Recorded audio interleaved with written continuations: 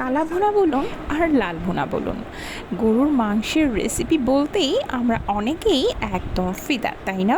আপনাদের কথা বলতে পারবো না, কিন্তু আমার কিন্তু খুব মজা লাগে। আসসালামু আলাইকুম, সামিরাস লাইফলাইনে আপনাদের সবাইকে স্বাগত জানিয়ে শুরু করছি আমার আজকের নতুন একটি ভিডিও।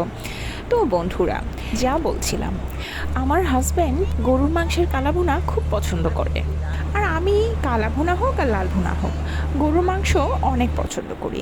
বলতে গেলে গরুর মাংসের তরকারি হলে আর কিছু লাগে না আমার।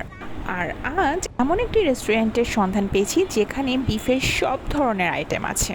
তো আমার হাজব্যান্ড সেই খবর পেয়েই আমাদের নিয়ে গেল। রেস্টুরেন্টটির নতুন উদ্বোধন হয়েছে আজ, আর এই জন্যই হয়তো এত ভিড়। ভেতরে এত মানুষজন ছিল যে বসার মতো জায়গাই খুঁজে পাচ্ছিলাম না। শুধু আমরা না, সেখানে আমাদের মতো অনেকেই ছিল যারা খাবার টেবিলের পাশে দাঁড়িয়েছিল, মানে এক টেবিল উঠবে তারপরে তারা বসবে, মানে দেখার মতো একটা অবস্থা।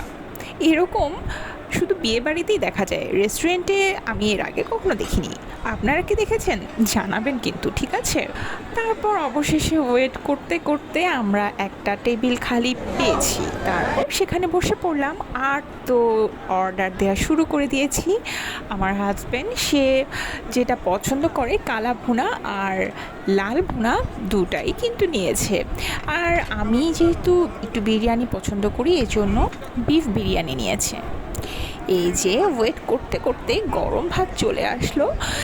আমরা আসলে এতই ক্ষুধার্ত ছিলাম যে সালাদের সাথে গরম ভাতই খাওয়া শুরু করে দিয়েছি। তারপর কিছুক্ষণ ওয়েট করার পরেই চলে আসলো লাল ভুনা আর কালা ভুনা। এইটা দেখে তো আর দর সইল না, কোনো রকমে আমি একটু ভিডিও ক্লিপ নিয়ে নিলাম, তারপর খাওয়া শুরু করে দিলাম। একে তো গরম ভাত, তার মধ্যে খিদে পেট, এর উপর আবার এত মজা। বোঝেন তাহলে কত মজা লেগেছে খাবারটা। আমার কাছে তো একদম অমৃত লেগেছে। আর এই যে এটা হচ্ছে কিমা বিরিয়ানি, এইটা কিন্তু এর আগে কখনো ট্রাই করিনি, এই ফার্স্ট। আমরা এই কিমা বিরিয়ানিটা খেয়ে কিন্তু বেশ মজা পেয়েছি।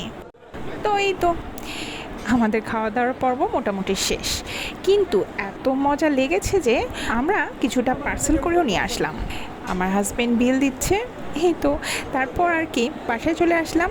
কিন্তু এত কষ্ট করে হলেও খাবারটা কিন্তু জোশ ছিল। সব থেকে বড় কথা, পরিবার নিয়ে এমন কোথাও গিয়ে যদি একটু ভরপেটে খেতে পারি তাহলে কিন্তু মন্দ হয় না, কি বলেন আপনারা? আর এই যে আস্তে আস্তে একদম বিকেল হয়ে গিয়েছে, সূর্য ডোবার সময় হয়ে গেছে, কিন্তু খুব ভালো লাগছিল, এনভায়রনমেন্টটা এত জোশ ছিল। তো বন্ধুরা, আজকের মতো এখানে বিদায় নিচ্ছি।